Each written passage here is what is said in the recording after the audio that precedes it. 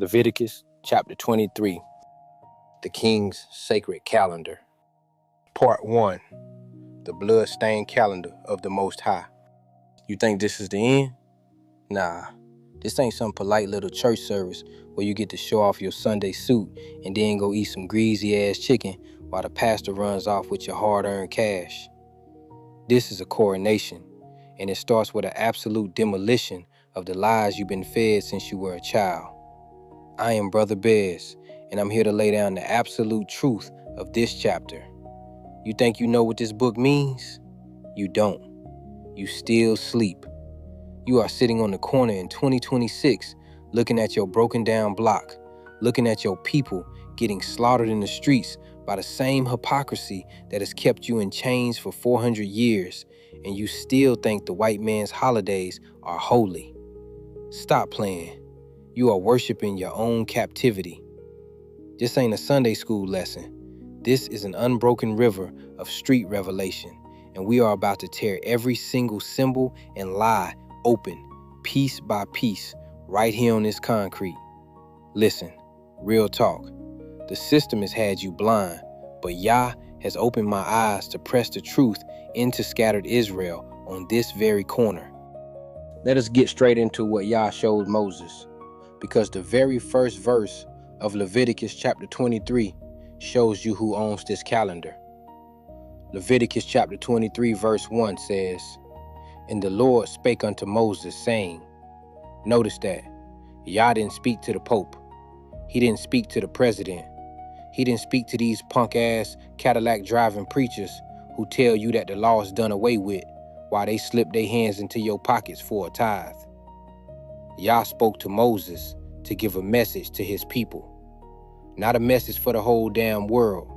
Not a message for the heathen who sold you on slave ships, but a message for you. This is the foundation. Every word that comes out of the mouth of the Most High is a direct code for your survival. But you would rather read the corporate manual at your job than read the words of the Creator who formed you from the dust of the flat earth. Get your heads out of your asses and understand that when Yah speaks, the entire universe has to submit. Now look at Leviticus chapter 23, verse 2, where it says, "Speak unto the children of Israel, and say unto them, concerning the feasts of the Lord, which ye shall proclaim to be holy convocations, even these are my feasts." Who did he say to speak to? The children of Israel.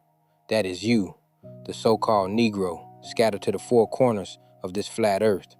You are the ones who were packed like sardines in the cargo holds of slave ships, branded with hot irons and dragged to the Caribbean, to Brazil, to Colombia, and to the shores of North America. Your blood is crying out from the soil of Jamaica, of Haiti, of Barbados, and yet you are still sitting in these bullshit churches celebrating Christmas, Easter, and the 4th of July like you belong to this system. Those are the heathens' feasts, but Yah said, these are my feasts. They are holy convocations. That word convocation means a rehearsal, a gathering, a dress rehearsal for the kingdom. Yah is telling you to rehearse your dominion, but you are too busy rehearsing your own damn slavery under this Sunday plantation programming. You are letting these lying-ass pastors tell you that the feast days are just Jewish things, while the actual Jews squatting in our land today, the Khazar converts from the Caucasus Mountains who have nothing to do with the bloodline of Jacob, are laughing at you while they collect billions in aid and you starve on the sidewalk. That doctrine is straight up horse shit, and every motherfucker pushing it knows damn well they are lying to keep you asleep. Then Yah drops the hammer in Leviticus chapter 23 verse 3, and this is where he sets the weekly rhythm that breaks the back of Babylon's economy. The verse says, 6 days shall work be done, but the 7th day is the Sabbath of rest and holy convocation. Ye shall do no work therein. It is the Sabbath of the Lord in all your dwellings. Listen to me. The Sabbath is Saturday sunrise to sunset, not Sunday. Sunday is sun god worship, a pagan Roman invention designed to keep you working like dogs and worshiping the beast. Every single time the Sabbath is mentioned, you need to understand it is Saturday sunrise to sunset. But look at how this system grinds you down. You are working double shifts, driving Uber at 2 in the morning, scrubbing toilets for people who look at you like dirt, and you can't even rest on Saturday sunrise to sunset because you are terrified of missing a bill. While you are sleeping on this verse, the headlines this month proved how the system of the heathen works. Just last month, in July 2026, the United States Trade Representative had to slap Section 301 tariffs on 60 different trading partners because of rampant forced labor and modern slavery. Think about that shit. 60 countries are actively using raw, unfiltered slave labor to produce the cheap plastic garbage you buy at Walmart. While right here in America, in places like Michigan, they are debating a right to disconnect bill just to stop your corporate bosses from emailing your slave ass after 5 o'clock. You are begging your masters for a few hours of peace, but Yah already gave you a divine mandate to disconnect completely on Saturday sunrise to sunset. He said, "You shall do no work therein." It is the Sabbath of Yah in all your dwellings, but you would rather please your manager than please the Creator.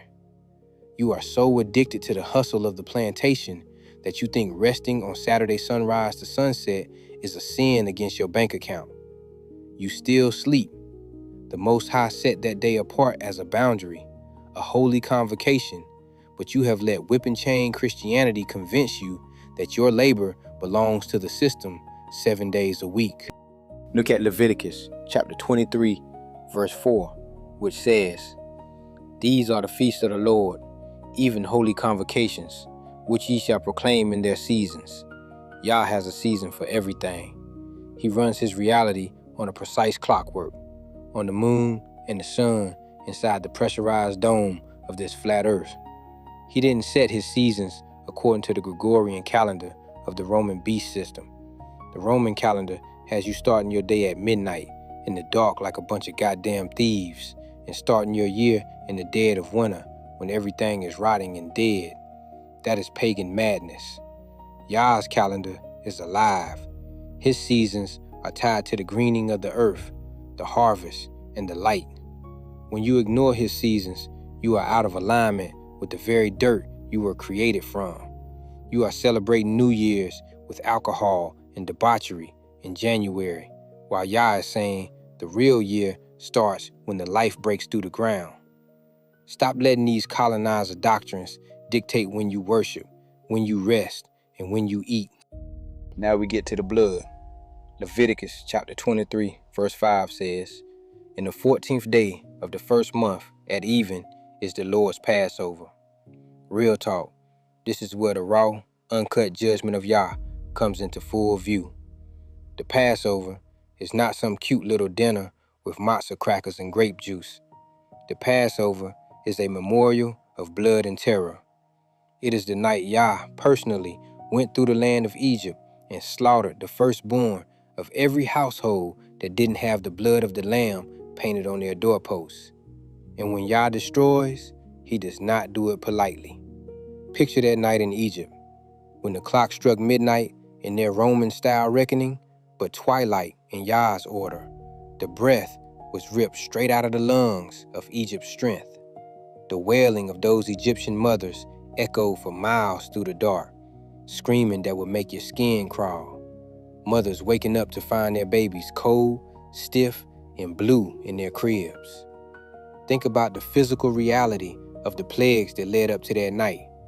The Nile was not just red, it was a thick, putrid, bubbling river of rotting blood that made the fish belly up and the people gag from the stench. Frogs piled up in houses until you couldn't take a step without crushing their wet, slimy bodies into a bloody paste. Boils split open on the skin of the Egyptians, weeping yellow pus down their faces, and hail of fire smashed their cattle into raw, red pulp in the fields. And on the night of the Passover, the ultimate judgment landed. It was Yah himself extending his hand of raw fury Not some red-skinned devil with a pitchfork, because that cartoon shit is fiction. But Yah, personally executing vengeance. If you don't have the blood of the covenant, if you are still aligned with the modern Egypt of this global Babylon, your house is next. Yah's wrath is coming, and it will make the slaughter of Egypt look like a playground. He will make the flesh peel off your bones. He will make the blood pool in the streets ankle deep, and the bodies of the wicked will rot in piles until the sky goes dark with flies. Stop playing with the Passover. It is a day of separation, a line drawn in blood between the sheep and the goats, between the true Israelite and the heathen who ground us into the dust. Leviticus chapter 23, verse 6 says, "And on the 15th day of the same month is the feast of unleavened bread unto the Lord. 7 days ye must eat unleavened bread." The very day after the blood of Passover, you enter into 7 days of eating unleavened bread. What is the leaven? It is the pride, the malice, the filthy, corrupt doctrines of the nations that have been injected into your mind. It is the Sunday plantation programming that has you acting like a whore, spreading your legs for every false god and every political party that promises you a scrap of bread from their table. For 7 days, Yah commands you to strip that shit out of your life. Eat the bread of affliction, the unleavened bread, to remind you of how quickly you had to flee from the whip of the oppressor. But look at you now. You are stuffed fat on the leaven of Babylon. You are bloated with their education, their finance, their television, and their filthy-ass culture. You are eating the yeast of the colonizer, and you wonder why your spirit is sick, why your families are broken, and why your youth are killing each other on the sidewalk. You have to purge the house. If you don't clean the leaven out of your dwelling, Yah said you are cut off. That means total annihilation. There is no eternal hellfire where you burn forever like a toasted marshmallow. That is a pagan myth designed to make you fear the church instead of fearing Yah. The punishment is death, complete erasure, being wiped out of the book of life like you never even existed. Look at Leviticus chapter 23, verse 7, where it says, "And the first day ye shall have an holy convocation. Ye shall do no servile work therein." No servile work.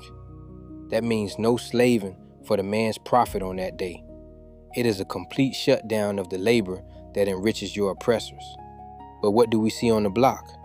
We see our people getting up at 4 in the morning to go slave at the warehouse, to go clean the offices of the corporate giants, or to deliver food to people who wouldn't even let them sit at their table.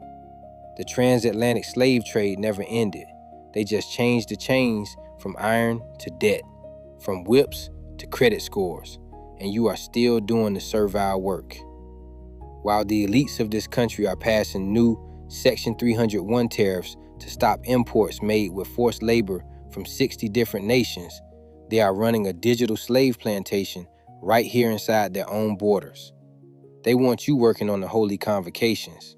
They want you working on the Saturday sunrise to sunset Sabbath, and they want you to feel guilty if you take a single day to worship the God of your fathers. They have built a system where you are always tired, always broke, and always compliant. Yah is saying, no. Stop the servile work. Reclaim your time. Reclaim your mind. Then we look at Leviticus, chapter 23, verse 8. "But ye shall offer an offering made by fire unto the Lord 7 days, and the 7th day is an holy convocation. Ye shall do no servile work therein. For 7 days you make offerings by fire."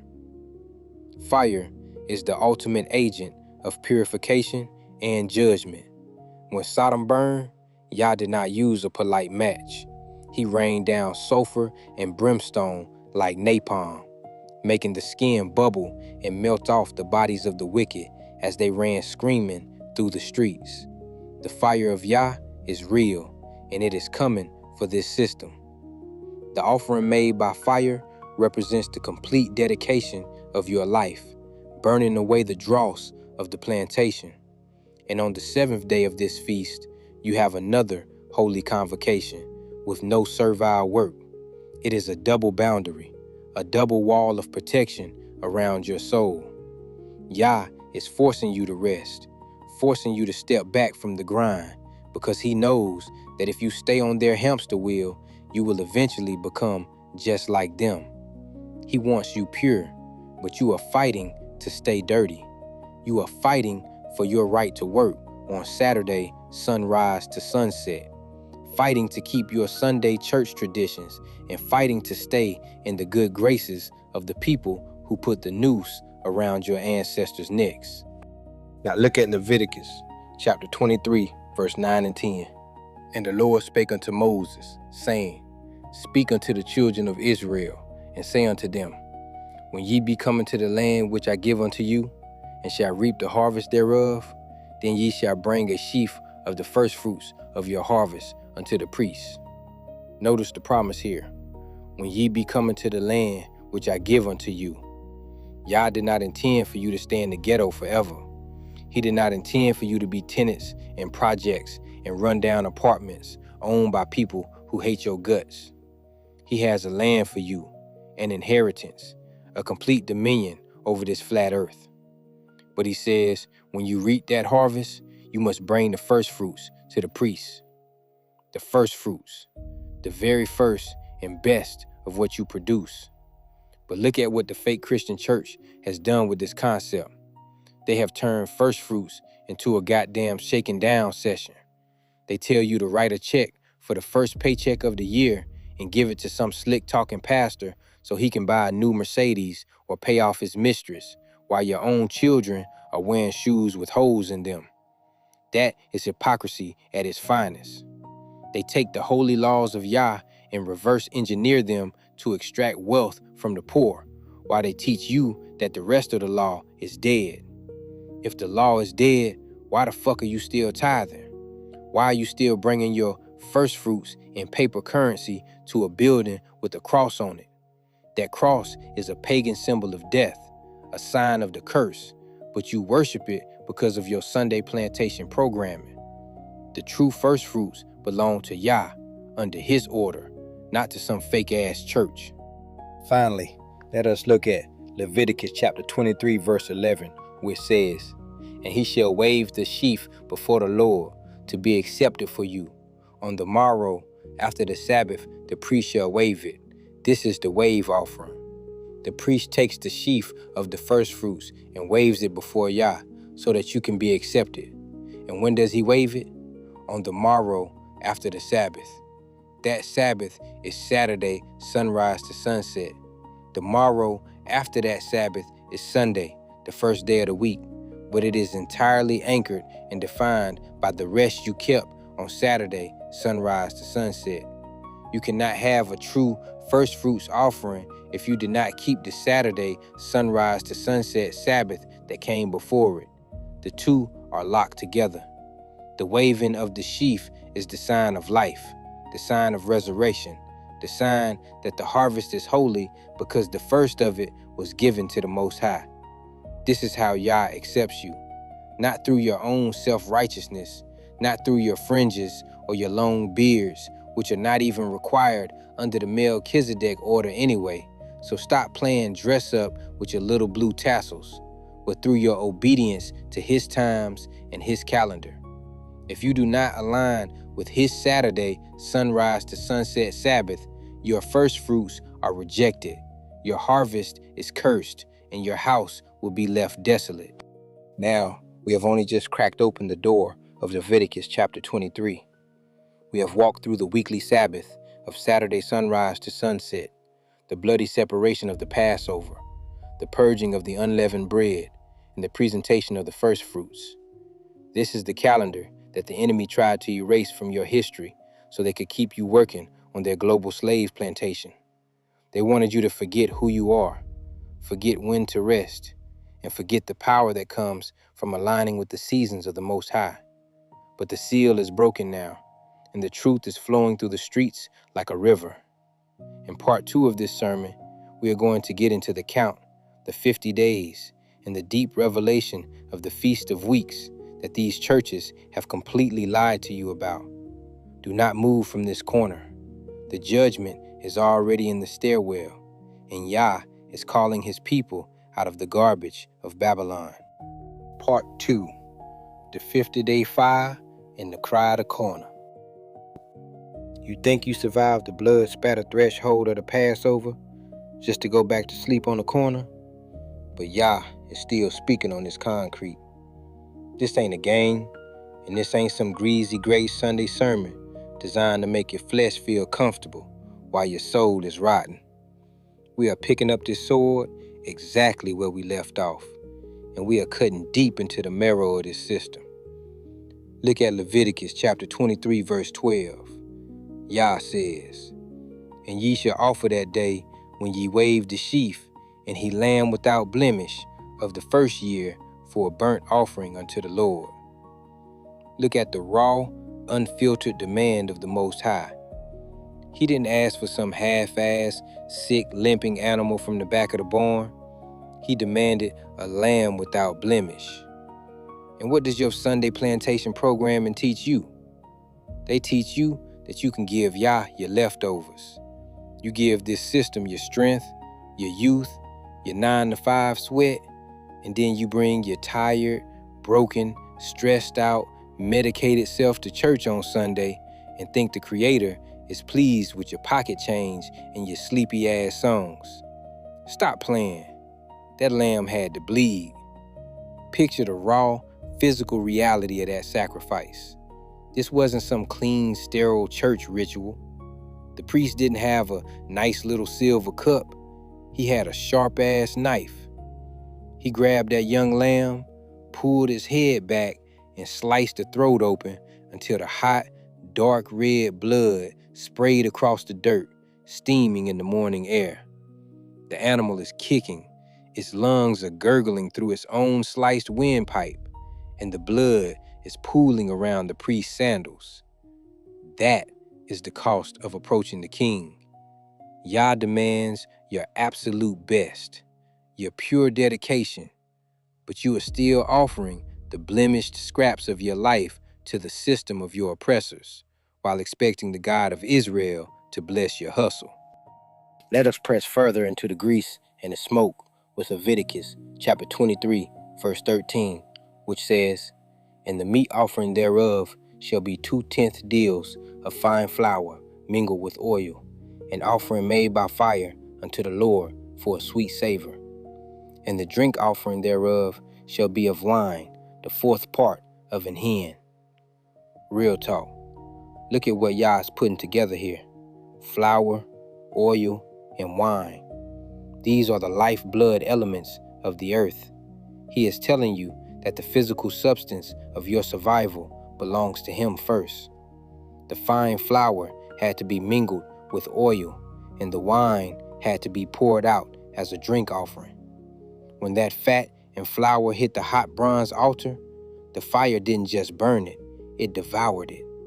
The smell of burning grain, heavy oil, and vaporized wine would rise up into the air, a thick, sweet, heavy scent that reminded everyone in the camp that Yah is the one who feeds them. But how does the system of the heathen treat your food today? They stripped the oil and the life out of your grain, bleached your flour with chemical poison, and filled your shelves with high fructose corn syrup and processed garbage that is literally killing your body.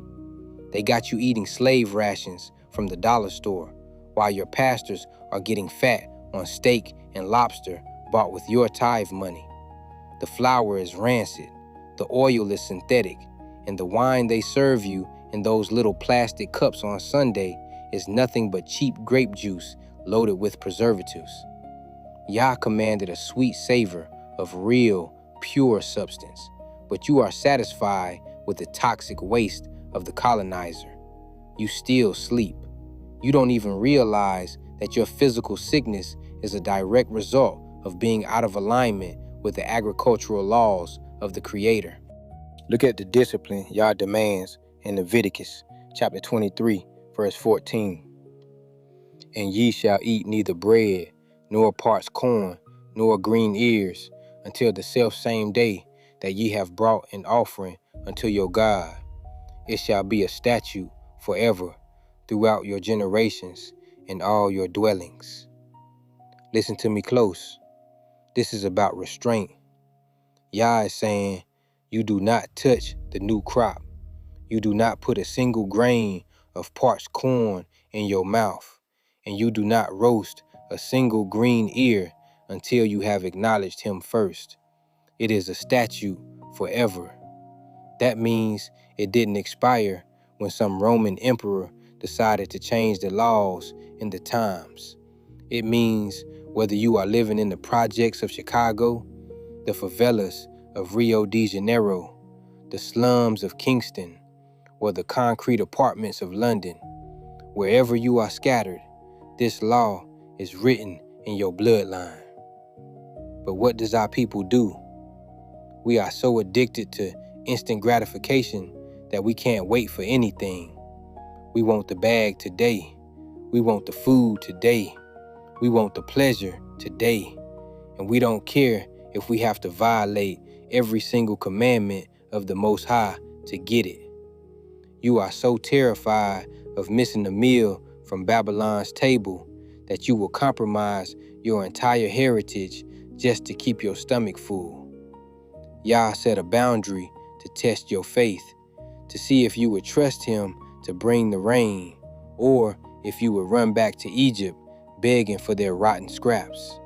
And yet, you are still sitting there letting whip and chain Christianity tell you that these statutes are done away with, while you struggle to pay your bills and wonder why your life is in a constant state of chaos.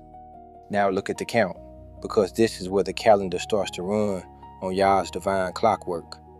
Leviticus chapter 23, verse 15 says, And ye shall count unto you from the morrow after the Sabbath, from the day that ye brought the sheaf of the wave offering, 7 Sabbaths shall be complete. You have to count 7 Saturday sunrise to sunset Sabbaths, not 7 random days, not 7 pagan Sundays, but 7 complete, holy, weekly Sabbaths that run from Saturday sunrise to Saturday sunset. Why does Yah make you count? Because he is establishing a rhythm of sovereignty that the beast system wants to destroy.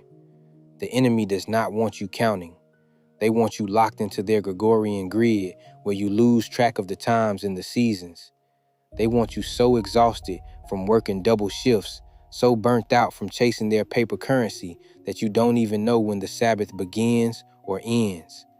While you are sleeping on this verse, the headlines this month proved how the systems of this world are grinding our people into the dirt.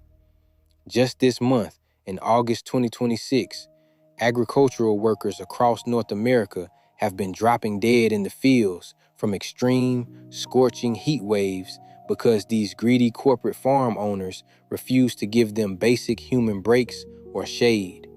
In places like Florida and North Carolina, migrant workers, many of whom are our scattered brothers from the southern border, are working past exhaustion under a brutal 90-degree sun, collapsing in the dirt because there are no federal heat protections. The system wants to sweat you to death 6 days a week and then drag your tired ass into a sun-worshiping church on Sunday to tell you that Jesus loves your labor.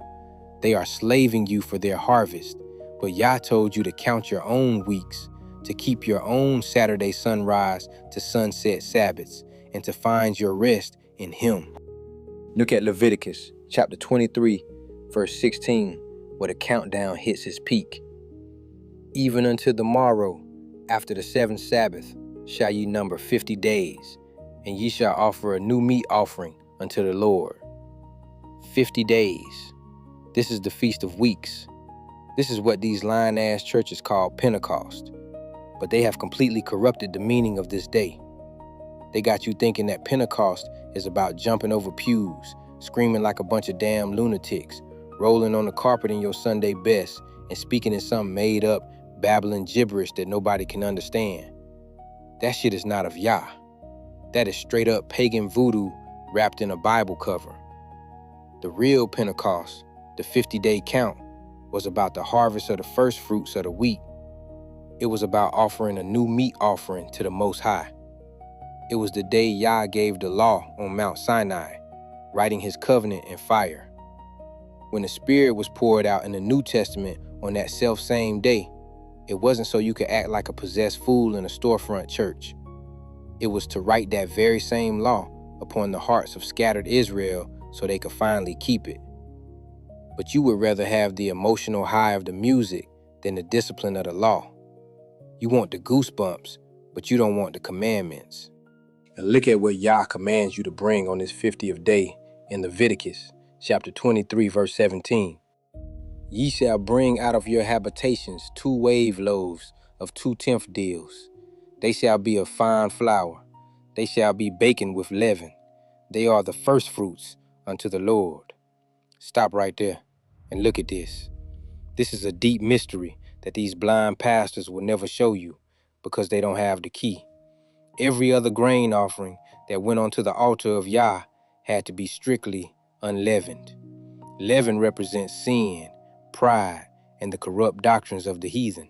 But on this day, Yah says the 2 wave loaves must be baken with leaven. Why would the Holy One of Israel command leaven in his first fruits? Because those 2 loaves represent the 2 houses of Israel, the southern kingdom of Judah and the northern kingdom of Ephraim, returning to him in their scattered, broken, contaminated state. When Yah gathers us from the 4 corners of this flat earth, we are not perfect. We are still holding on to the leaven of Babylon.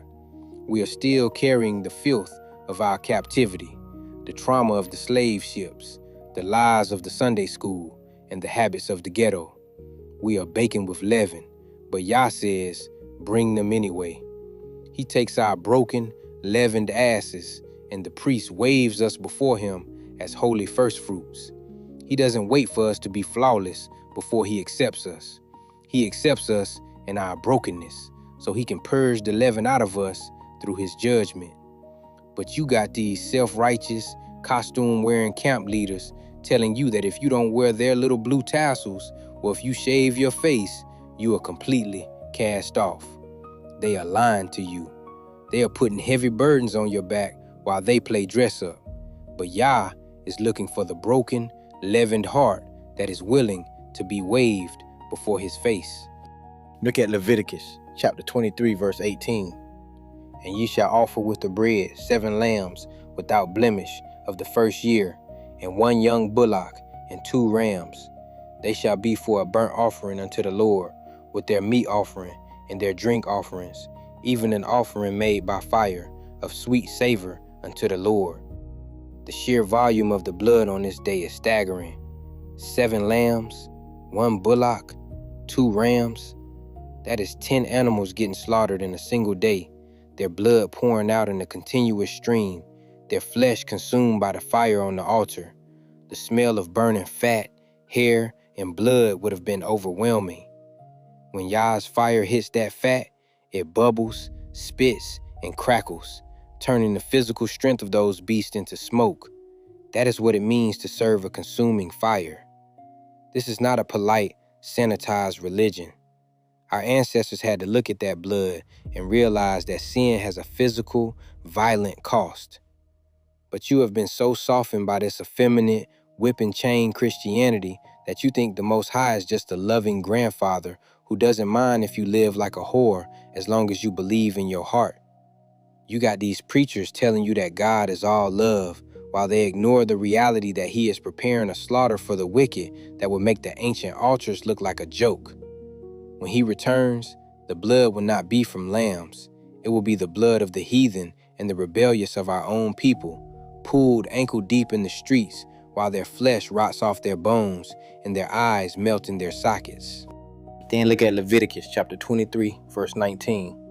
Then ye shall sacrifice 1 kid of the goats for a sin offering, and 2 lambs of the first year for a sacrifice of peace offerings. You see the order? You cannot have peace until you deal with the sin. The kid of the goats had to be slaughtered for a sin offering first, and only then could the 2 lambs of the peace offering be accepted. But you want to skip the sin offering. You want the peace. You want the blessings. You want the prosperity. but you don't want to repent of the abomination in your hands. You want to keep your mistress, keep your lies, keep your Sunday plantation worship, and then pray to Yah for peace in your home. That shit is a delusion. Yah does not hear the prayers of the rebellious. If you do not offer up your sins to be slaughtered, if you do not crucify your flesh and submit to his laws, you will never see peace. Your life will remain a battlefield. Your children will continue to be targets for the state, and your house will be left unto you desolate. Look at Leviticus chapter 23, verse 20.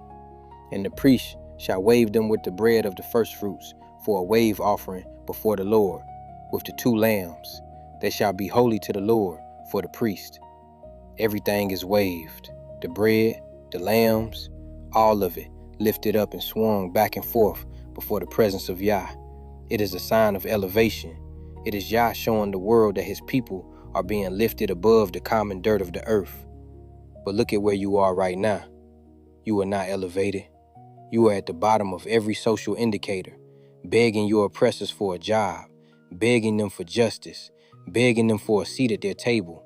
You are still asleep. Yah designed you to be holy unto him, but you would rather be accepted by the heathen who put the noose around your granddaddy's neck. You are chasing their degrees, their corporate titles, and their political parties, while they look at you like nothing but a tax bracket and a voting block. Look at Leviticus chapter 23, verse 21. And ye shall proclaim on the selfsame day that it may be an holy convocation unto you. Ye shall do no servile work therein. It shall be a statute forever in all your dwellings throughout your generations. Again, Yah hammers it home. No servile work. Stop slaving for the beast on his holy days. It is a statute forever. He didn't say keep it until the white man invents a 9-to-5 schedule. He said forever in all your dwellings throughout your generations. Wherever the slave ships scattered you, this is your true identity. But now, look at the crown jewel of this section and let it rip through your conscience like a razor. Leviticus chapter 23, verse 22 says, And when ye reap the harvest of your land, thou shalt not make clean riddance of the corners of thy field when thou reapest, neither shalt thou gather any gleaning of thy harvest. Thou shalt leave them unto the poor and to the stranger. I am the Lord your God. Listen to the heart of the Most High. This is the divine welfare system of Israel. Yah did not design a society of cutthroat, capitalist monsters who hoard every single crumb while their brothers starve in the gutter. He said when you cut your wheat, you leave the corners of the field alone. You don't go back to pick up the stalks that fell on the ground. You leave them. Why? So the poor, the widow, the fatherless, and the stranger can go into the field with dignity and harvest their own food. No shame, no begging, just community care built into the very economics of the nation. But look at the system you are living in right now in 2026. Look at the absolute beast system of Babylon. Just last week, the headline showed that over 4 million people have been cut from food stamp benefits because of sweeping federal changes to the SNAP program. From West Virginia to Maine, local food pantries are reporting completely empty shelves, and our mothers are standing in lines for blocks in the heat just to get a bag of rice, while their children's stomachs are growling. And at the very same time, millions of pounds of crops are literally rotting in the fields of California and Florida because of a massive agricultural labor crisis and trade wars. They would rather let the food rot in the dirt. They would rather let the crop turn to dust. They would rather watch our people starve on the sidewalk than give them access to the corners of the field. That is the hypocrisy of this country. They print "In God We Trust" on their money, but they violate every single economic law of the Creator. They make clean riddance of the corners.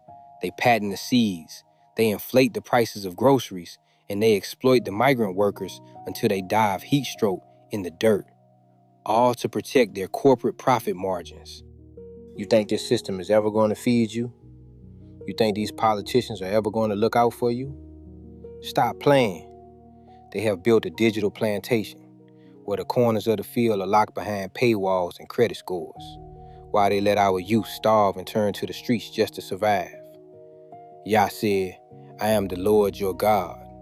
He closed the verse with his signature of absolute authority, letting you know that when you ignore the poor, you will spit in his face. In part 3 of this sermon, we are going to get into the raw terror of the 7th month, the blowing of the trumpets, and the day when the high priest had to enter the dark chamber with the blood of atonement. Do not move from this corner. The judgment is already in the stairwell, and the count is ticking down. Part 3, the screaming trumpet and the knife of atonement.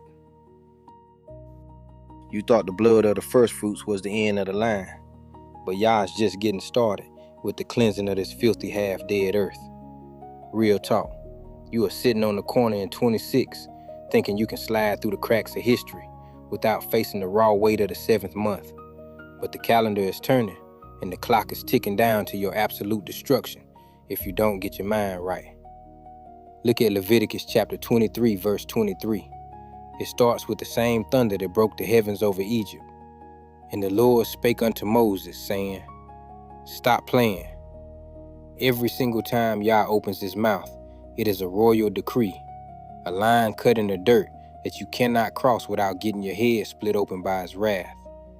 Lying-ass pastors have taught you that these words are just some ancient history, some dead Jewish folklore that you can toss in the trash while you run off to celebrate the white man's holidays. But Yah didn't speak to the Roman emperors.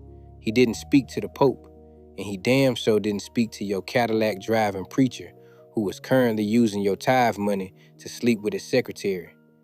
Yah spoke to Moses to give his chosen seed the exact blueprints for their survival. Every single word is a boundary, a wall of fire, and if you step outside of it, you are stepping straight into the mouth of a consuming God who does not negotiate. Now look at Leviticus chapter 23, verse 24, because this is where the quiet of the harvest gets shattered by the ultimate warning system. Yah says, Speak unto the children of Israel, saying, In the 7th month, in the first day of the month, shall ye have a Sabbath, a memorial of blowing of trumpets, and holy convocation. Listen, a trumpet in the ancient world wasn't some polite little instrument played at a Sunday morning concert. It was a shofar, a raw animal horn, screaming from the walls because the enemy was coming to slaughter your children, burn your tents, and leave your city a pile of smoking ash. It was a sound that made your bowels turn to water and your knees knock together in absolute terror. The blowing of the trumpets is a war alarm, a warning that judgment is already in the stairwell and you still sleep. You are on your block in 26, drinking your liquor, chasing your little paper currency, thinking you are safe because you got a lock on your apartment door. While you were sleeping, the headlines from late July and early August of 26 proved that the physical world is already screaming in terror. They just ran the massive Alarm 26 civil defense exercises across Poland, where emergency sirens let out a collective, terrifying wail nationwide to prepare their populations for total, brutal war. Just days ago, the air raid sirens went off in Tulcea County, Romania, and Kyiv was under a massive drone alert, with sirens screaming in the middle of the night as Russian steel rained down from the sky. The heathen are testing their sirens because they know the end is coming. But you blind-ass Negroes can't even hear the spiritual horn blowing right in front of your faces. The memorial of blowing of trumpets is Yah warning his scattered sheep that the sword is unsheathed, and if you don't return to his law, that sword will slice through your flesh until your blood pools ankle deep in the streets. Look at Leviticus chapter 23, verse 25. Ye shall do no servile work therein, but ye shall offer an offering made by fire unto the Lord. No servile work. Yah says it again because he knows how deeply the slave master religion has infected your brain. You are so addicted to the 9-to-5 plantation hustle, so terrified of losing $1 that you will work right through the war alarms. You will go scrub the toilets of your oppressors, deliver their food, and make them rich while the spiritual sirens are screaming for your soul. Stop playing. Yah commands the labor to stop. He demands that you bring an offering made by fire. Fire is the ultimate purifying agent of the Most High. When Yah sends fire, he doesn't do it politely. Think about Sodom and Gomorrah. When the fire fell from the pressurized dome of this flat earth, it didn't just burn the buildings. It melted the skin off the bodies of the wicked like wax on a hot stove. People were running through the streets blind, their eyeballs literally boiling in their sockets, their hair exploding into flames in a split second, screaming as their flesh bubbled and peeled off their bones in charred black chunks. The smell of burning human fat and melting flesh filled the valley until the whole place was a silent, smoking ash heap. That is the fire of Yah. He demands an offering that is completely consumed. You have to take your pride, your lust, your colonizer doctrine, and your Sunday plantation programming, lay it on the altar, and let Yah's fire burn that garbage out of your soul. If you refuse to offer it up willingly, he will make your physical body the offering when he burns this whole damn system to the ground. Leviticus chapter 23, verse 26 says, "And the Lord spake unto Moses, saying," there it is again. Why does he have to keep repeating this setup? Because we are a stiff-necked, hard-headed, sleeping-ass people who have been brainwashed by 400 years of whip and chain Christianity. We are so used to the soft, effeminate, lying-ass pastors who tell us that God is nothing but a loving grandfather who doesn't mind if we live like whores as long as we believe in our hearts. That shit is straight up horse shite. Yah has to repeat himself, shaking Moses by the collar, making sure every syllable is carved in stone so you have absolutely no excuse when the day of reckoning hits your block. When the creator of this flat earth speaks, the mountains tremble, the oceans roar, and the heathen hide in their caves. You better get your head out of your ass and listen to the protocol he is about to lay down. Look at Leviticus chapter 23, verse 27, because this is where the gravity of your sins hits the floor. Also, on the 10th day of this 7th month, there shall be a day of atonement. It shall be an holy convocation unto you, and you shall afflict your souls, and offer an offering made by fire unto the Lord.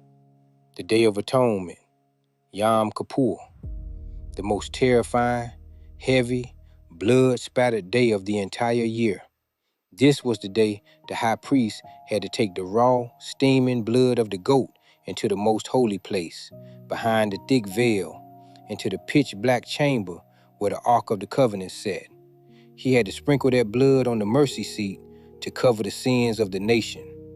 If he had even one unconfessed sin, if his heart was carrying any deceit, Yah would strike him dead right there in the dark. He had a rope tied to his ankle so the other priests could drag his cold, stiff corpse out of the room, because if anyone else stepped inside that chamber, they would get instantly vaporized by the raw, unshielded glory of the Holy One of Israel. And Yah commands you on this day, ye shall afflict your souls. Absolute deprivation of the flesh. You starve the beastly desires of your body, so your spirit can stand naked and raw before the Creator. Real talk. If you think fasting and obedience is hard, you better look at what is happening in the news right now in 26. The headlines this very month, on August 7th, showed that global food prices have spiked to their highest level in over 3.5 years. The UN Food and Agriculture Organization just issued a terrifying warning that extreme, scorching heat waves and escalating wars in Ukraine and the Middle East have destroyed millions of tons of crops. In Europe alone, over 9 million tons of wheat, corn, and oats were literally incinerated in the fields by record-shattering heat. The chief economist of the FAO said the world is facing a perfect storm of hyperinflation and crop failure that is pushing over 50 million people into acute, raw hunger. Do you see it now? Yah is preparing a global famine to afflict the souls of the heathen who ground our people into the dust. He is going to make this entire flat earth starve because they rejected his laws. While the world is about to go through a real, physical, gut-wrenching famine where mothers will be boiling their own shoe leather just to have something to chew on, Yah gave you a divine rehearsal of affliction so you would know how to master your flesh. If you cannot afflict your soul in obedience on the Day of Atonement, how the hell are you going to survive when the real famine hits your city and there is nothing but dust and empty shelves at the supermarket? Now look at Leviticus chapter 23, verse 28. And ye shall do no work in that same day, for it is a day of atonement, to make an atonement for you before the Lord your God. No work in that same day. This is a complete, ironclad lockdown of your labor. The word atonement in the Hebrew is kafar, which means to cover, to purge, to cancel a debt. It is the spiritual reset button for the nation of Israel.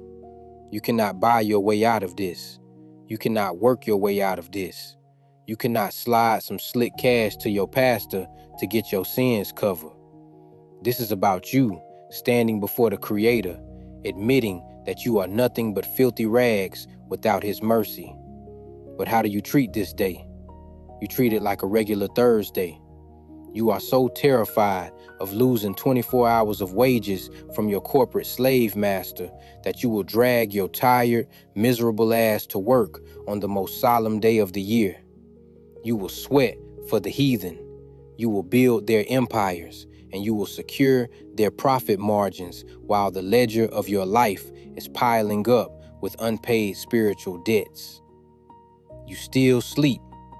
Yah set this day apart as a sanctuary of time to cover your soul, but you would rather please your manager at Amazon or your boss at the construction site than please the God who holds your very breath in his hand. Real talk. If Yah decides to snap his fingers and cut your breath off tonight, where's your overtime pay going to go? Who is going to spend that paper currency when your body is cold on a metal table in the morgue? Stop playing with the holy days of the Most High. Let the truth cut through your bones. In Leviticus chapter 23, verse 29, for whatsoever soul it be that shall not be afflicted in that same day, he shall be cut off from among his people. Look at the raw, terrifying severity of the law. He shall be cut off. This is not some polite church excommunication where you get sat down in the back row. Cut off means death. It means absolute, total annihilation. When Yah cuts a soul off, he doesn't just put them in some imaginary burning pit with a red cartoon devil. That is a pagan lie designed to keep you paying tithes to a corrupt church. The punishment is the second death, being wiped clean out of existence, having your memory erased from the face of the flat earth, like you never even took a single breath. Picture the violence of that judgment. When Yah cuts off the rebellious, he does it with blood and fire. He will send his judgments through your house like a hurricane. He will let the plague eat your flesh from the inside out until your skin is covered in weeping, foul-smelling boils that slip off your muscles when you try to move. He will let your children be snatched by the streets. He will let the system grind your bones into dust, and he will leave your family line desolate. If you do not afflict your soul, if you refuse to repent and bow before his calendar, you are telling Yah that you want to be treated like the heathen. And when the sword of the Most High comes down, it does not discriminate. It will slice through the neck of the proud, the arrogant, the fake preachers, and the lazy-ass Israelites who thought they could bypass the law. The streets will run red with the blood of the rebellious, and the stench of their rotting corpses will be so thick that the birds of the air will get fat on their flesh. And look at Leviticus chapter 23, verse 30. And whatsoever soul it be that doeth any work in that same day, the same soul will I destroy from among his people. Read that again. The same soul will I destroy. Yah didn't say he would suspend you. He didn't say he would give you a warning letter. He said, I will destroy. You think you can hustle your way out of judgment? You think your little side business or your overtime shift is worth your life? The colonizer doctrine has you so wrapped up in the spirit of capitalism that you think everything is negotiable. You think because you are a quote-unquote good person who pays their bills and doesn't rob banks, that Yah will overlook your blatant rebellion against his Sabbath and his atonement. That is plantation theology. It is the lie that tells you God knows your heart while you are actively spitting on his commandments.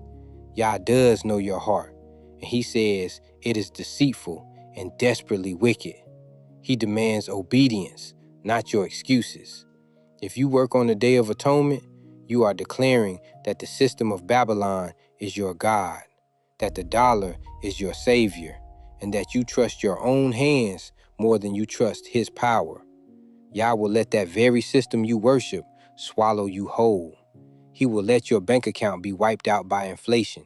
He will let your job lay you off with 24 hours notice, and he will leave you starving on the sidewalk with nothing but the paper currency you sold your soul for. Look at Leviticus chapter 23, verse 31. Ye shall do no manner of work. It shall be a statute forever throughout your generations in all your dwellings. No manner of work. None. Zero. Not a single phone call, not a single email, not a single transaction. It is a statute forever throughout your generations in all your dwellings. This is the master key that these white supremacist colonizer churches tried to hide from you. They told you that when you got scattered across the flat earth, when you were forced onto the slave ships and dragged to the cotton fields of Mississippi, the sugar plantations of Jamaica, and the coffee fields of Brazil, that the law was done away with. They gave you Christianity that told you to obey your masters on earth while they stole your heritage and your holy days. But Yah said, this is a statute forever in all your dwellings. Whether you are living in a brick row house in Philadelphia, a project apartment in the Bronx, a tin roof shack in Kingston, or a favela in Rio, this law is still active in your veins. You cannot escape it. It is the blood covenant boundary that separates you from the heathen nations who are destined for the slaughter. If you don't keep it in your dwellings, you are turning your own home into a temple of idols, inviting the curses of Deuteronomy 28 to rest on your head, on your children, and on your bread basket. Let the timing of the Creator correct your mind. In Leviticus chapter 23, verse 32, it shall be unto you a Sabbath of rest, and ye shall afflict your souls. In the 9th day of the month at even, from even unto even, shall ye celebrate your Sabbath. Look at the timing, from even unto even. This is how Yah calculates this particular feast, from sunset to sunset, not from midnight to midnight, like these pagan Roman clock watchers taught you. The system of the beast has you starting your day in the dead of night, in the dark, when the sun is hidden and everyone is asleep. That is a backward, dead spirit way of thinking. Yah's calendar runs on the natural cycle of the luminaries under the dome of this flat earth. And on the 9th day of the 7th month at even, which is sunset, you begin the Day of Atonement. You lock your doors, you put away the food, you shut down the screens, and you enter into a 24-hour sanctuary of complete rest and affliction of the soul until the even of the 10th day. It is a holy, quiet, heavy space where the noise of Babylon is silenced. No sirens, no engines, no commercial cash registers ringing. Just you, your family, and the presence of the Most High. This is the ultimate disconnect from the matrix of your captivity. It is a dress rehearsal for the kingdom where the wicked will no longer trouble us and the weary will be at rest. But if you are still running around trying to buy, sell, and slave during this 24-hour window, you are tearing down the very wall of protection that Yah built around your soul. You are exposing yourself to the raw, naked judgment that is coming for this wicked generation. And finally, look at Leviticus chapter 23, verse 33. And the Lord spake unto Moses, saying, listen, this is the transition. This is the final setup before Yah takes us from the dark, heavy silence of the Day of Atonement into the wild, outdoor rejoicing of the Feast of Tabernacles. Why does he break the chapter here with another declaration? Because you cannot get to the rejoicing until you have gone through the blood, the warnings, and the affliction. You want the party, but you don't want the purge. You want the kingdom, but you don't want the repentance. You want to skip the high-pitched wail of the trumpets and the raw sacrifice of the Day of Atonement and jump straight into the celebration of the harvest. But Yah's order is perfect, and it cannot be bypassed by your emotional, lazy-ass theology. The trumpets must blow. The sirens must sound. The flesh must fast. The soul must be afflicted. The blood must cover. And only then can the nation of Israel enter into the full, glorious rest of the tabernacles. The warnings are already screaming in 26, and the world is running out of time. They are testing the sirens in Europe. They are burning the crops in the fields. They are driving the food prices to the sky. And you are still standing on this corner acting like you got all the time in the world. Judgment is already in the stairwell. Yah is about to crack that pressurized dome open and descend in raw, burning fury to gather his elect and slaughter his enemies. In part 4 of this sermon, we are going to crack open the final mystery of the 7th month, the Feast of Tabernacles, the temporary booths, and the 8th day of solemn assembly that marks the final coronation of the king. Do not move from this concrete. Real talk. Stop playing with your life. The trumpets have sounded. The Day of Atonement is here, and your soul is on the scale. Part 4. The Booths of Glory in the Nylon Tents of Babylon. You think this is the end of the line? Nah, this is where the real crown gets placed on your head. And every single fake-ass, lying, boot-licking institution of Babylon is about to get burnt to the ground. We are stepping straight out of the shadow of the altar of atonement, where the blood was fresh and the souls of our people were being weighed on the scale. And we are stepping into the deep, uncut glory of the final harvest. Look at what the creator of the heavens and the flat earth laid down. In Leviticus chapter 23, verse 34, he said, "Speak unto the children of Israel, saying, the 15th day of this 7th month shall be the Feast of Tabernacles for 7 days unto the Lord." Listen to me, real talk. The 15th day of the 7th month is the full moon, the light shining bright in the dark of night, showing you that when the darkness of this world is at its absolute worst, Yah's light is completely full in the sky. He did not say this feast was for the world. He did not say this was some universal, kumbaya, multicultural bullshit holiday where the colonizer can sit down at the table and pretend they didn't build their entire global wealth on the whipped backs and broken bones of our ancestors. He said, speaking to the children of Israel, this is a family affair. It is 7 days of complete rejoicing, a 7-day lock-in with the Creator where we remember that we are a separated nation. These lying pastors and their whip and chain churches have had your head so twisted with their Sunday plantation programming that you think the only thing waiting for you is some spooky rapture in the sky fairy tale where you fly away on a cloud like a damn cartoon. No, Yah is setting up a physical, tangible kingdom on this flat earth, and the Feast of Tabernacles is the literal blueprint of that dominion. If you do not align your life with his calendar, you are begging to get dragged straight into the lake of fire. Leviticus chapter 23, verse 35 breaks it down plain. On the first day shall be an holy convocation. Ye shall do no servile work therein. Stop playing with the Most High. He said no servile work. That means you drop the tools of your slave master. You tell your boss to take that schedule and shove it right up his ass, because the creator of the universe commanded his people to stop sweating for Babylon's fiat currency on his holy day. A holy convocation is a mandatory family meeting, a literal gathering of the scattered bloodline where we look each other in the eye and remember that we do not belong to this corporate beast system. But you still sleep. You are so damn terrified of losing your little security blanket, so scared that your credit score might drop or your landlord might look at you funny, that you will gladly spit on Yah's calendar just to keep scrubbing the floors of your oppressors. You are doing servile work on the very day Yah told you to stand up like a king. That is that plantation theology working in your mind, making you believe that your survival depends on the sweat of your brow under the colonizer's whip, rather than the sovereign hand of the Almighty who engineered every single breath in your lungs. Look at the weight of what has to be brought to the altar when we wake up.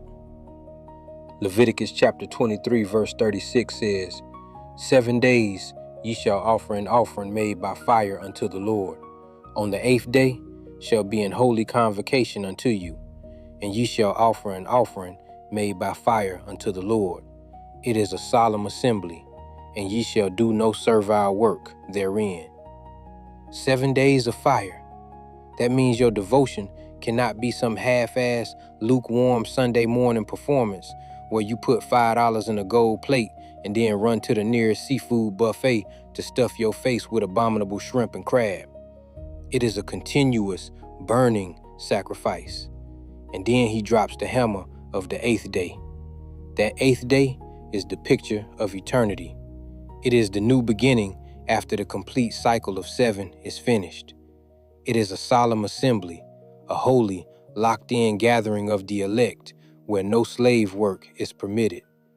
This is the moment when the wicked are completely erased from existence, when their skin bubbles and peels from their bones like boiling wax, and their screams of agony are silenced forever under the weight of Yah's fury. You want to be on the side of the fire that purifies, not the fire that consumes you down to ashes. But the Christian church told you that the law was done away with, that you can just live in your wickedness and grace will cover your slimy, rebellious lifestyle. That is a lie from the depths of hell, pushed by hypocrites who want to keep you passive so they can keep robbing you blind every single week. He didn't leave any room for your personal opinions or your churchy traditions. Leviticus chapter 23, verse 37 states, These are the feasts of the Lord, which ye shall proclaim to be holy convocations, to offer an offering made by fire unto the Lord, a burnt offering and a meat offering, a sacrifice and drink offerings, everything upon his day. Look at the precision. Every single thing has its appointed day, its exact moment in the cycle of creation. Yah didn't tell you to make up your own days. He didn't tell you to celebrate the winter solstice under the name of Christmas, or to worship the pagan fertility goddess Ishtar with painted eggs and rabbits like a bunch of brainwashed fools. He said keep his feasts. They are his, not yours. He engineered them as the absolute access codes to his presence and his power. When you skip these days, you are literally cutting yourself off from the lifelines of the nation. You are walking around like a dead man, wondering why your life is in shambles, why your children are running wild in the streets, and why your neighborhood looks like a war zone. It is because you are out of alignment. You are trying to run a divine machine on pagan fuel, and it is grinding your bones to dust. And do not think you can use your other duties as an excuse to ignore his calendar. Leviticus chapter 23 verse 38 tells you, beside the Sabbaths of the Lord, and beside your gifts, and beside all your vows, and beside all your free will offerings, which ye give unto the Lord. He is letting you know right here that your regular obedience does not excuse you from the high holy days. You don't get to say, well, I keep the Saturday sunrise to sunset Sabbath, so I don't need to worry about the feast.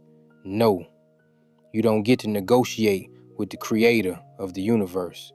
Your gifts, your vows, your weekly rest, all of that is expected. But the feasts are the grand convocations where the entire nation must stand as one body before the king. You cannot skip the national gathering and think you are still in good standing with the government of Yah.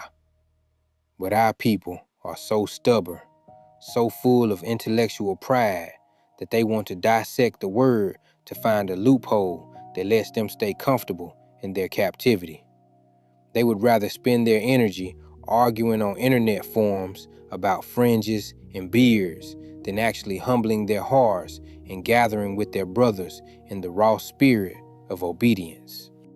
We have to understand the physical reality of what we are preparing for when we return to our land. Leviticus chapter 23, verse 39 says, "Also, in the 15th day of the 7th month, when ye have gathered in the fruit of the land, ye shall keep a feast unto the Lord 7 days. On the first day shall be a Sabbath, and on the 8th day shall be a Sabbath." This is the great ingathering, when the earth has yielded its maximum abundance, when the wine presses are overflowing and the storehouses are packed. That is when we rest. It begins with the Sabbath, and it ends with the Sabbath. You are completely surrounded by rest. No stress, no bills, no rent, no landlords banging on your door, no police sirens screaming down the block. Just pure, unadulterated peace under the authority of the king. But look at what the colonizer system does to you instead. They take the fruit of your labor, they tax it until you have nothing left but crumbs, and then they make you pay interest on the money they printed out of thin air, just so you can buy a bag of chemically poisoned groceries to feed your starving children. They have completely inverted Yah's economic order. Instead of a harvest of joy, they give you a harvest of debt, anxiety, and heart attacks at 50 years old because you are working 70 hours a week just to keep a roof over your head. And look at how Yah wanted us to celebrate this beauty. Leviticus chapter 23 verse 40 says, "And ye shall take you on the first day the boughs of goodly trees, branches of palm trees, and the boughs of thick trees, and willows of the brook, and ye shall rejoice before the Lord your God 7 days." We are commanded to take the living, breathing creation, the palms, the willows, the heavy boughs of the earth, and rejoice. This is a visceral connection to the land itself, a physical declaration that the earth belongs to Yah and his people. It is not about sitting in a sterile brick and mortar church building with a European image of a dead man hanging on the wall, singing funeral-style hymns while some greedy-ass pastor prepares to buy his next luxury car with your tithe money. It is about getting out on the land, touching the trees, breathing the clean air, and letting the joy of our salvation ring out through the atmosphere. But you are so disconnected from the earth that you can't even tell the difference between a willow and an oak. You have been locked in these concrete jungles, surrounded by asphalt and brick, breathing in carbon monoxide and toxic industrial waste until your minds are as gray and dead as the sidewalks you walk on. Yah is trying to wake up your natural senses, to bring you back to the soil, but you would rather stay glued to your glowing screens, consuming the digital poison of Babylon. This is not a temporary suggestion. It is an ironclad decree that stands for all time. Leviticus chapter 23, verse 41 declares, "And ye shall keep it a feast unto the Lord 7 days in the year. It shall be a statute forever in your generations. Ye shall celebrate it in the 7th month." A statute forever. Do you hear that, you sleeping churchgoers? Forever means forever. It does not mean until the Romans take over. It does not mean until some fake-ass theologians at the Council of Nicaea decide to scratch it out and replace it with their sun-worshiping calendar. And it damn sure does not mean it was nailed to the cross. The Melchizedek high priest, Yahusha, did not come to destroy the calendar. He came to write the laws of that calendar directly onto your mind so you would stop violating them. To celebrate this feast in the 7th month is to declare to the spiritual rulers of this dark world that you belong to the kingdom that cannot be shaken. If you are not celebrating this feast, you are declaring that you are still a citizen of Babylon. And when Babylon gets crushed under the weight of Yah's wrath, you will be crushed right along with it. Your blood will pool in the gutters of these cities, and there won't be a single preacher from your Sunday plantation to save your soul from the fire. Now let's get down to the absolute core of this revelation. Leviticus chapter 23, verse 42 says, "Ye shall dwell in booths 7 days. All that are Israelites born shall dwell in booths." He said all that are Israelites born. This is the DNA line, the literal bloodline of the scattered Negro who was dragged to the 4 corners of this flat earth on slave ships. We are the ones who are commanded to leave our houses, leave our apartments, and dwell in temporary shelters made of branches and leaves for 7 days. Why? To remember where we came from and to show that we do not put our trust in the brick and mortar of our captors. But look at how this system has mocked the laws of the Most High. Look at your block right now in 2026. You see these nylon tents lined up on the concrete of Skid Row in Los Angeles or under the overpasses in Florida? The news headlines this very month in August of 2026 show that unsheltered homelessness has spiked again by 8% in Los Angeles because these corrupt-ass politicians cut the funding for rapid rehousing programs, throwing our people into the dirt while they spend billions of dollars on corporate warfare and gentrification projects. You got our brothers and sisters sleeping in cardboard boxes, freezing in the rain, being swept by the police like they're literal garbage. They treat our people's tents like a disease, but when the Most High told us to dwell in tents, it was a crown of glory. Babylon forces you into a tent of misery, but Yah commanded us to build booths of triumph to remind us that He is the one who keeps us when the whole world collapses around us. They have criminalized our poverty while violating every single economic law of the Torah. They tear down the tents of the poor on Skid Row, but they build their multi-million-dollar glass towers on the blood of our children. That is the hypocrisy of this country. They want you living in a spiritual wilderness forever, begging them for a Section 8 voucher, while Yah is trying to prepare you to dwell in the palaces of the kingdom. Every single booth we build is a sermon in the dirt. Leviticus chapter 23, verse 43 says, "That your generations may know that I made the children of Israel to dwell in booths when I brought them out of the land of Egypt. I am the Lord your God." He made us dwell in booths. He didn't leave us to die in the wilderness. When we came out of Egypt, we didn't have brick houses or high-rise apartments. We had nothing but temporary shelters in a dry, burning desert. But Yah was our roof. He was the pillar of cloud by day to keep the sun from boiling our brains, and He was the pillar of fire by night to keep us warm in the freezing cold. He sent the manna straight from the sky to fill our stomachs, and He made water gush out of the dry rock to quench our thirst. He showed us that even when you have nothing in the natural, if you have the Most High, you have everything. This is what our generations must know. But you have forgotten. You have been so thoroughly brainwashed by the colonizers' education system that you think your ancestors were just naked savages swinging from trees until the white man brought you his civilizing Bible. That is a goddamn lie. Your ancestors were the kings of the earth, guided by the hand of the Creator Himself through the wilderness, protected under His direct authority. The only reason you are sitting in these ghettos today, looking like a fool in your Sunday best, is because you turned your back on the one who brought you out of Egypt. He signed His name at the end of the verse. I am the Lord your God. He is reminding you of His ownership over your body, your soul, and your history.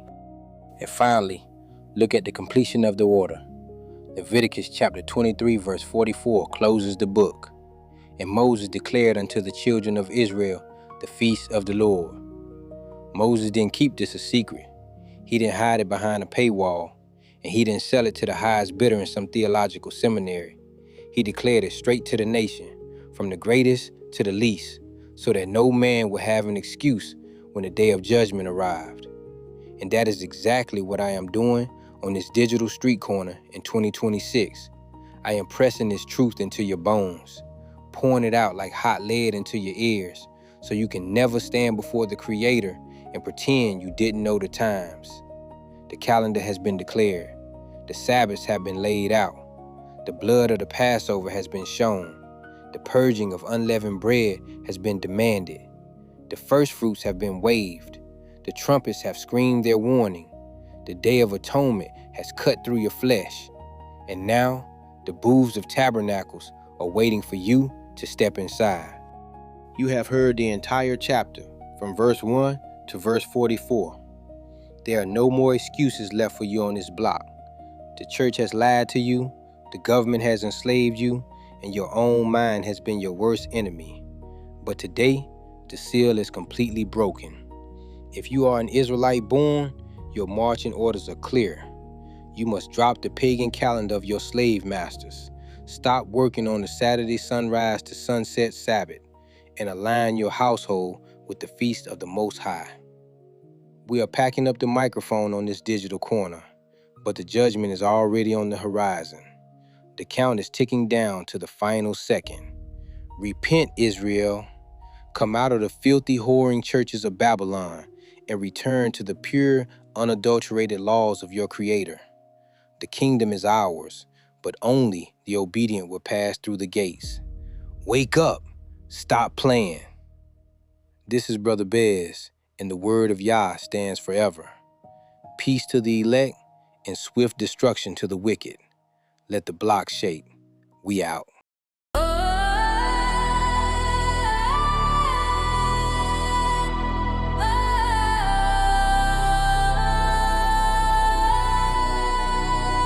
They talking real loud, saying they got truth, but I'm looking at their life, checking for proof. You can quote 100 verses from the book, but if your walk don't match, I ain't giving a look.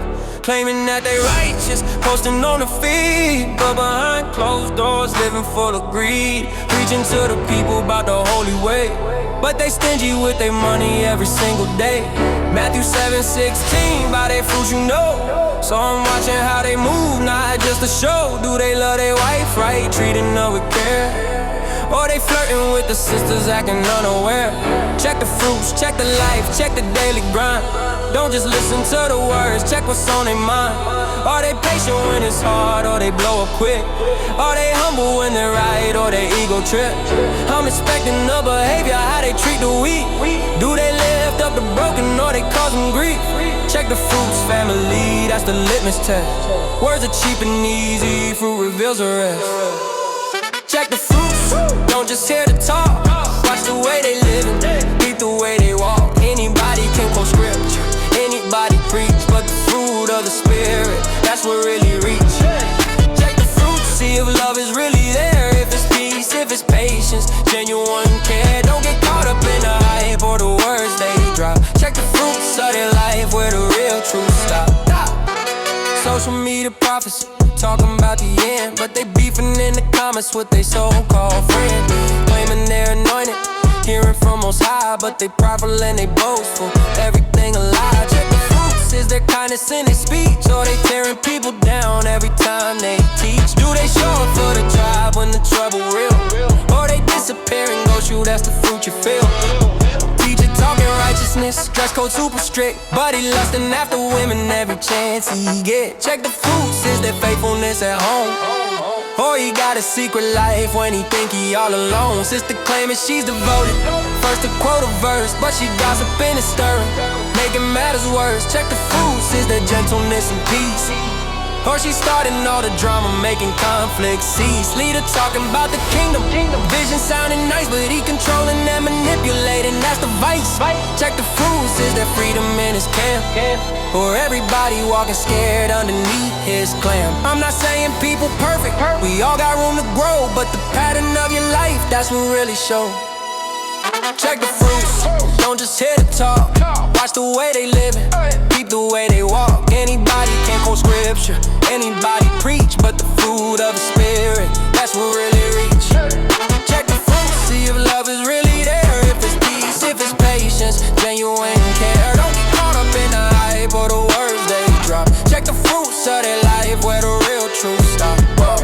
Galatians 5:22, that's the list we check. Love, joy, peace, patience, can you show respect? Kindness, goodness, faithfulness, gentleness, control. These the fruits of someone with a submitted soul. Not just Sunday morning saints, Monday morning frauds, living double-minded, playing games with the God. Check the fruits in private, what they do when no one see. That's the real character, that's integrity. Do they honor their commitments or they flaky with their word? Do they follow through on promises or something came up heard? Check the fruits with money, are they honest with the cash? Or they scheming and they scamming, trying to come up fast? How they treat the waiter, how they act when they upset, how they handle the correction, do they humble or deflect? Check the fruits when they win and do they boast and brag? Or they give the glory up with keeping pride in a bag? I'm checking for consistency, not perfection, that's the key. But the direction that you're heading matters most to me. If you falling, do you get up? Do you own it? Do you change? Or you making excuses, staying stuck inside your range? The fruit don't lie, family, it reveals what's inside. You can fake it for a season, but the truth comes to light. So when I'm looking for a teacher or I'm choosing who to trust, I'm checking all the fruits first, cause the knowledge ain't enough. Good tree, good fruit, that's what Yeshua said. Bad tree, bad fruit. Check before you led, don't be fooled by the talking. Don't be moved by sound, check the fruits of their living. That's the truth that sound.